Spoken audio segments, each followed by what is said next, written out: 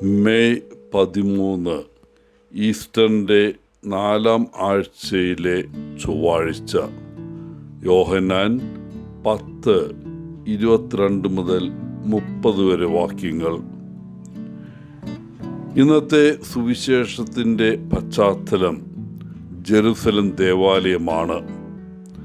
യേശു സോളമൻ്റെ പോർട്ടിക്കോയിലായിരുന്നപ്പോൾ നിരവധി യഹൂദന്മാർ അവൻ്റെ ചുറ്റും കൂടി ചോദിച്ചു, നീ എത്ര നാൾ ഞങ്ങളെ സംശയത്തിൽ നിർത്തും? നീ ആരാണെന്ന് ഞങ്ങളോട് പറയുക. നീ ക്രിസ്തുവാണോ? അതെ, ഞാൻ ക്രിസ്തുവാണ് എന്ന് യേശു പറയുന്നത് കേൾക്കാൻ അവർ അതിയായി ആഗ്രഹിച്ചു. എന്നാൽ അവർ ചോദിച്ചതുപോലെ അല്ല യേശു ഉത്തരം നൽകിയത്. പകരം അവൻ അവരോട് ഒരുപക്ഷെ കോപാകുലനായി പറഞ്ഞു, ഞാൻ ആരാണെന്ന് നിങ്ങളോട് പറഞ്ഞിട്ടുണ്ട്, എന്നാൽ നിങ്ങൾ എന്നെ വിശ്വസിക്കാൻ വിസമ്മതിക്കുന്നു.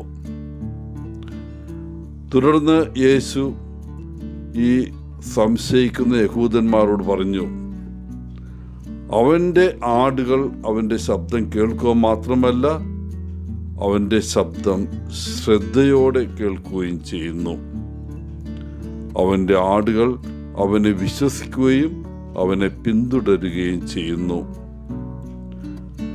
തൻ്റെ ആടുകളെ രക്ഷിക്കാൻ യേശു തൻ്റെ ജീവൻ പോലും ഉപേക്ഷിക്കും. തുടർന്ന് യേശു അവർക്ക് നിത്യജീവൻ നൽകുമെന്നും പറയുന്നു.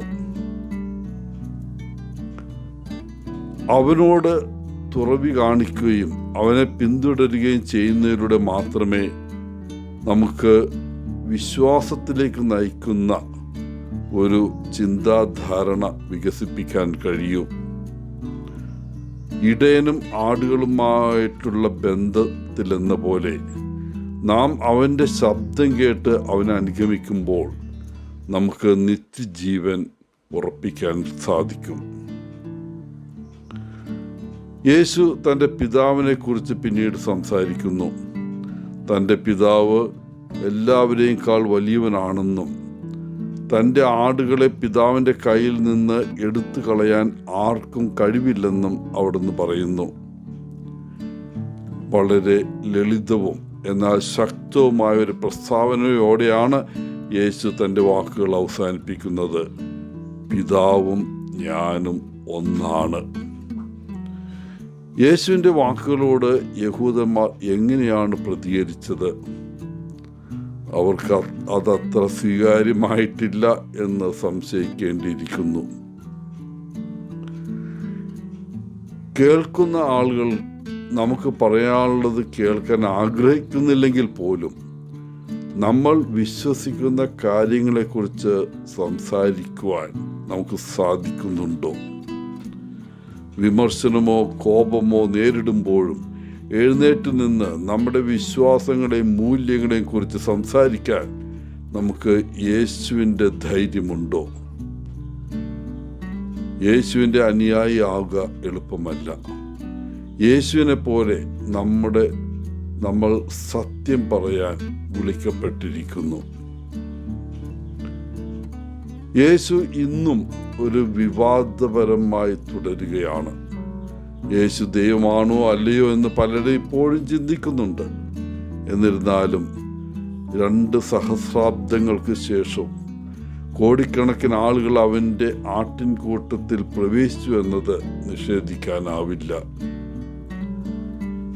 ദൈവം എല്ലാത്തിലും ആകുന്ന ഒരു ദിവസം വരെ മുഴുവൻ മനുഷ്യരാശിയും അത്യുന്നതങ്ങളിൽ ദൈവത്തിന് മഹത്വം എന്ന് പാടുന്നതിൽ ഐക്യപ്പെടുന്നതുവരെ സ്വർഗരാജ്യം ഇപ്പോഴും പണിതുയർത്തപ്പെടുമെന്ന് നമുക്ക് പ്രത്യാശയോടെ പ്രാർത്ഥനയോടെ മുന്നോട്ട് പോകാം. എല്ലാവർക്കും നല്ലൊരു ദിനം ആശംസിച്ചുകൊണ്ട് ഒത്തിരി സ്നേഹത്തോടെ പോളച്ചൻ CSSR ഫ്രം കേരള.